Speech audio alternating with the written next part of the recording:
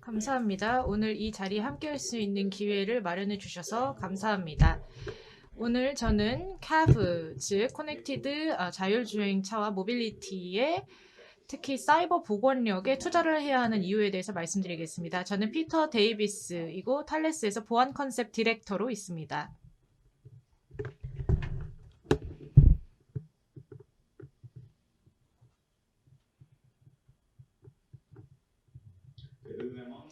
제 소개를 드리겠습니다. 그리고 왜 제 발표를 들으셔야 하는지 말씀드리겠습니다.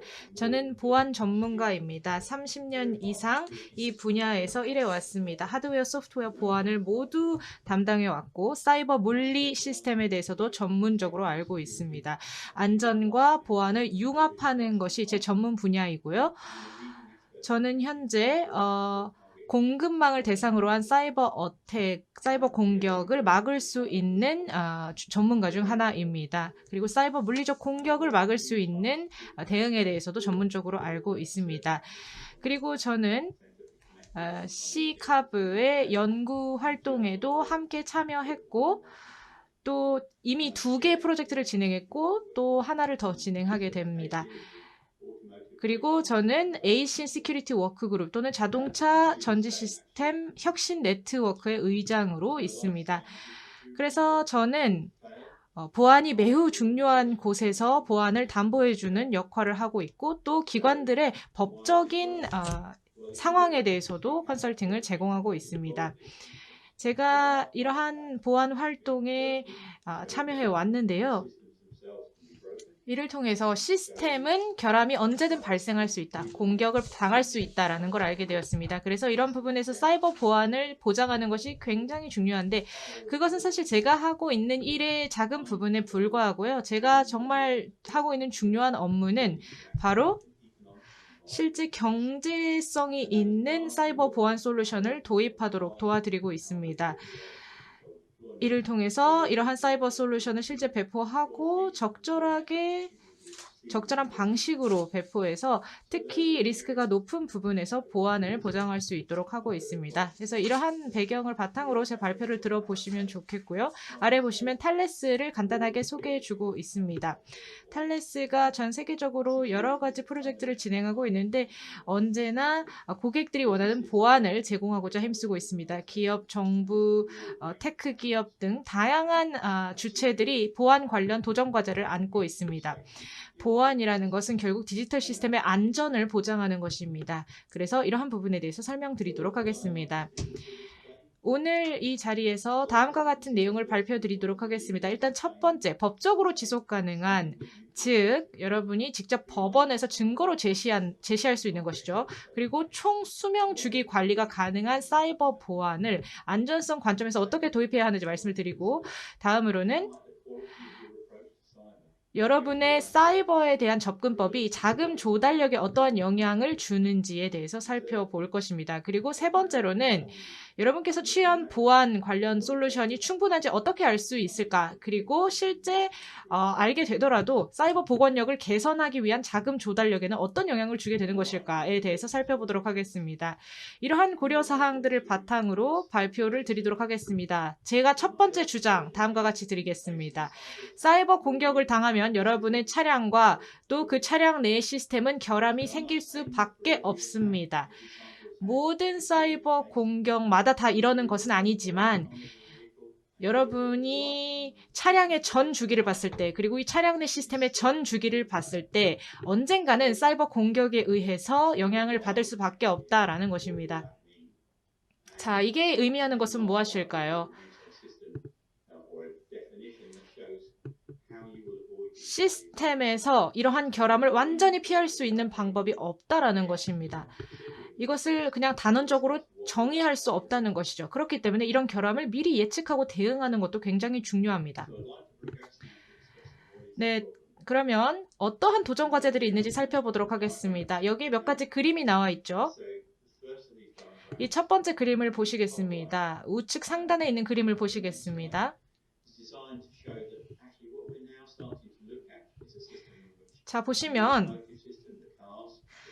자동차의 시스템, 그리고 배터리, 전기차 같은 경우에는 배터리가 있겠죠. 이러한 모든 것들이 하나의 연결된 인프라를 구성하고 있습니다. 전력망과도 연결되어 있고 또 소비자들을 위한 인포테인먼트 서비스와도 연결이 되어 있고 또 스포츠 행사와도 연결이 될 수 있고 이렇게 모든 것들이 다 연결된 인프라인 것입니다. 그리고 아래쪽 그림을 보시겠습니다. 여기 보시면 좀 더 차를 중심으로 둔 다이어그램입니다. 차가 GPS랑도 연결이 되어 있고 또 이 상황 인식 시스템에도 연결이 되어 있고 이런 것들은 결국 그 고속도로에 설치된 겐트리를 통해서 데이터를 수집하죠. 그 외에도 신호등과도 연결이 되어 있고 소프트웨어 시스템도 연결이 되어 있죠. 그리고 다른 제조사의 차량들과도 연결되어 있고 그것도 이제 또 건너 다른 제조사의 차량들과 연결이 되어 있죠. 이렇게 차량끼리도 다 연결이 되어 있습니다. 그래서 제 차량 안에서 완벽한 경험을 만든다는 것은 이 통합적인 인프라가 있기 때문에 가능한 것입니다. 그리고 여기에 보시면 이제 말썽꾸러기들이 보입니다. 자, 저희가 실제 스탁스넷이라는 말웨어를 차량 내에서 발견했다라고 해봅시다. 신호등과 관련해서 이런 말웨어가 발생할 수 있겠죠. 소프트웨어 내에서 이런 말웨어의 공격이 언제든지 생길 수 있습니다. 그리고 제조된 완성차 내에도 말웨어가 있을 수가 있습니다. 머신러닝을 통해서 데이터를 트레이닝할 수는 있는데 사실 이런 것들이 말웨어를 다 감지하는 것은 불가능한 경우가 많이 있습니다. 그렇기 때문에 이러한 문제들을 해결할 정말 풀프루프한 완벽한 방식은 없다라는 것이죠.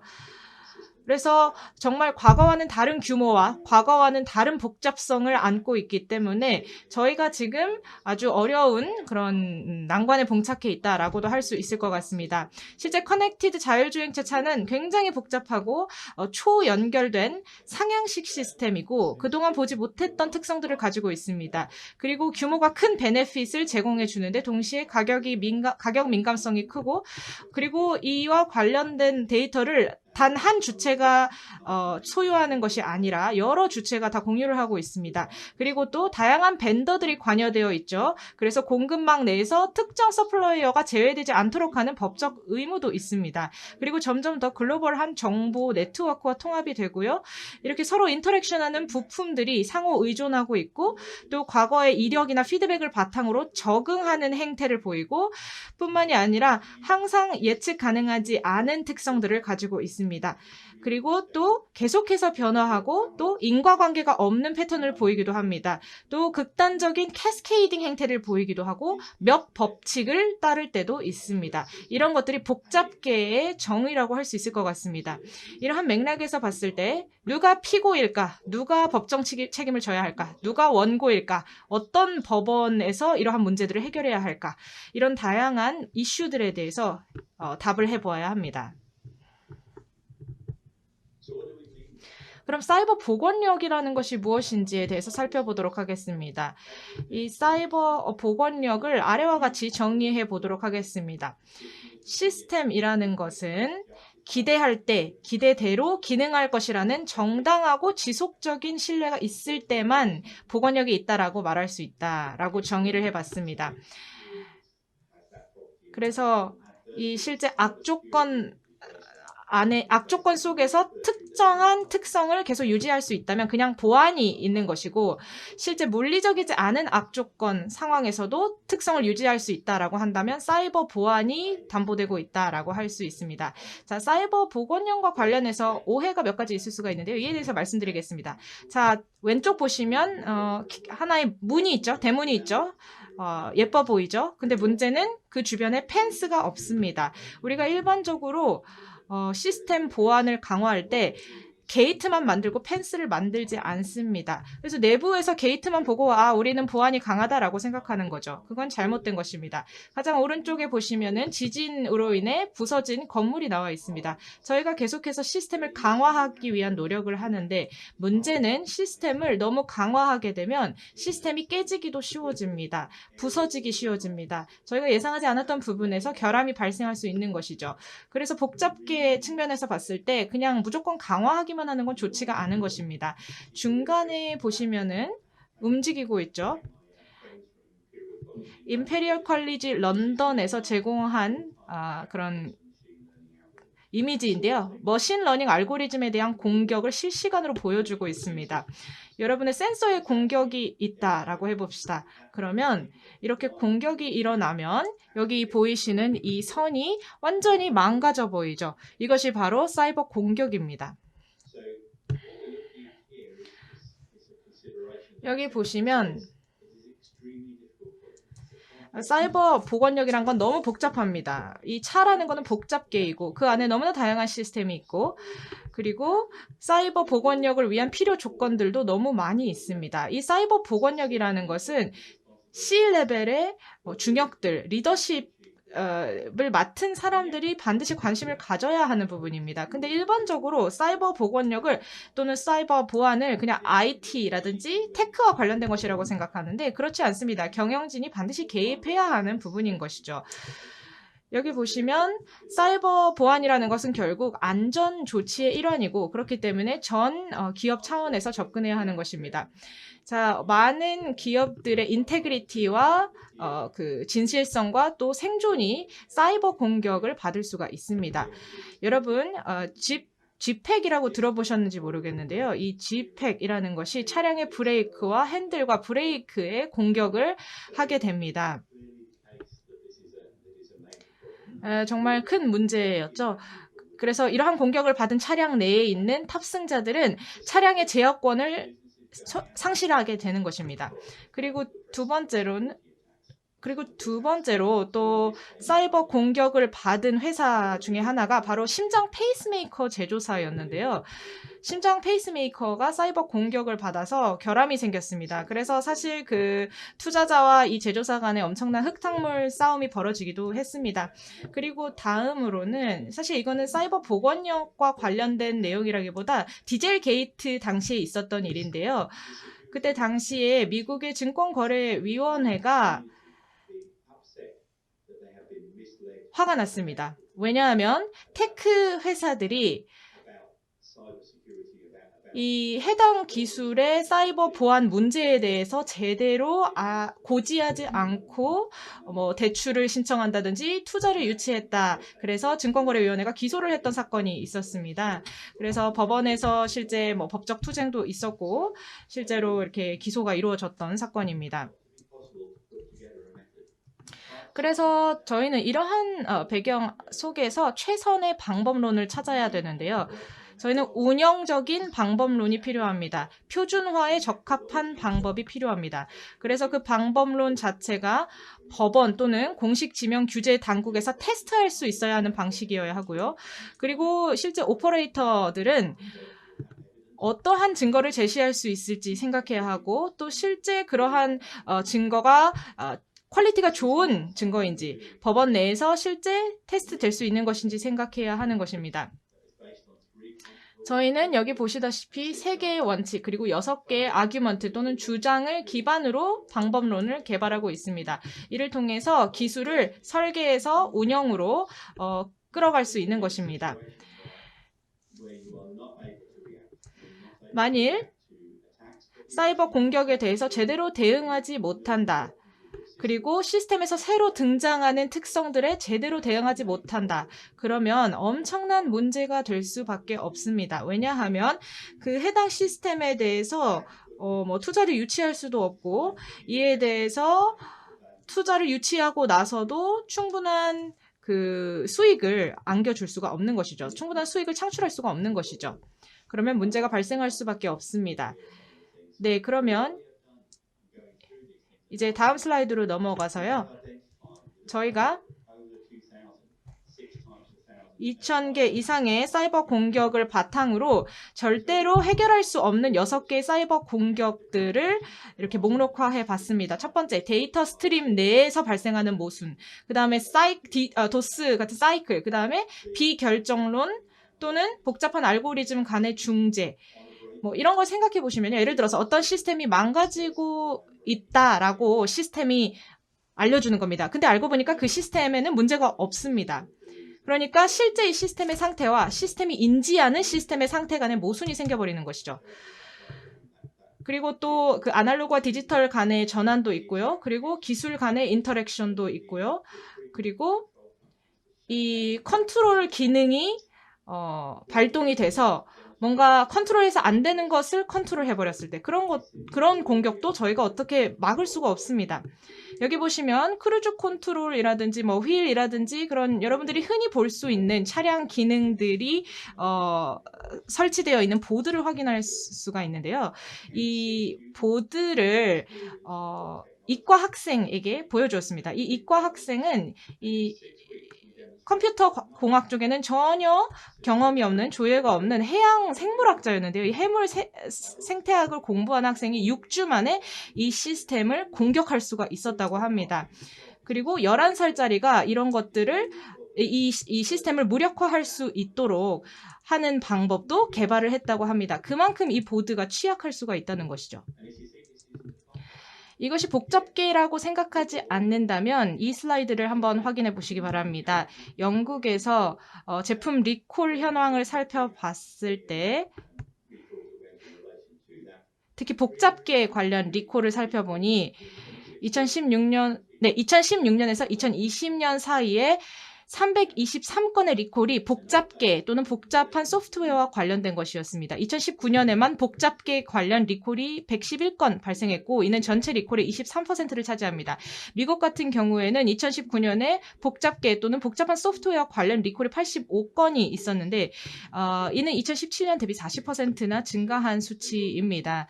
그래서 여기 보시다시피 근본적으로 이 복잡계와 관련된 문제가 증가하고 있다는 걸 확인하실 수가 있습니다. 이에 따라서 리콜도 늘어나고 있는 것입니다.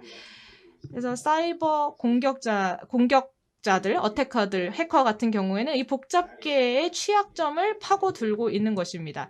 그래서 이러한 것을 어떻게 해결하느냐라는 게 저희의 그 목적입니다. 목표입니다. 아까 말씀드린 3가지 원칙과 6가지 아규먼트를 바탕으로 방법론을 개발하고 있습니다.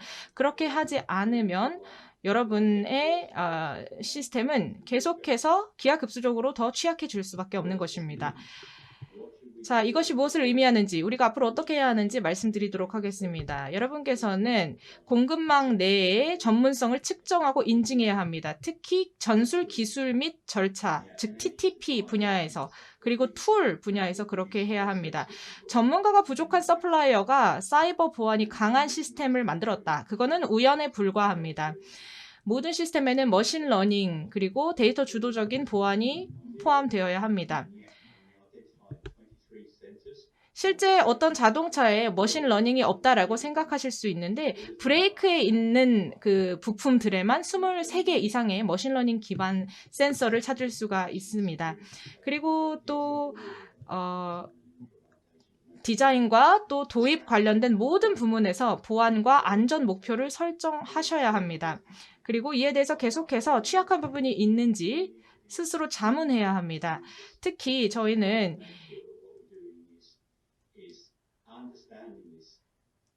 지속적으로 이 리스크를 확인해야 하는데요. 단순히 형식 승인과 같은 주기적인 점검이 아니라 지속적인 점검이 이루어져야 하는 것입니다. 그래서 이 경제성의 관점에서 봤을 때 실제 시스템적인 결함이 발생하는 이유는 또 표준화가 있을 수가 있습니다. 표준화 때문에 시스템적 결함이 발생할 위험이 높아질 수 있습니다. 그래서 그 부분에 대해서도 저희가 생각해 볼 필요가 있을 겁니다. 디지털 방식으로 또는 암호화 방식으로 보안 대응을 할 경우에는 오히려 복잡계의 복잡성이 더 커져서 이 공격의 취약성이 높아지고 공격에 제대로 대응하지 못할 수가 있습니다. 그래서 그러한 상황을 피하기 위해서는 우리가 확실하게 알지 못하는 방식으로 보안 조치를 구축해서는 안 됩니다. 그리고 또 이 특정 타임 프레임에 걸쳐서 공격을 버티지 못하는 정적 테크닉들이 어떤 것들이 있는지, 예를 들어서 시그니처라든지 신뢰점, 컴플렉스 임플레멘테이션 이런 것들을 유의해야 할 것입니다.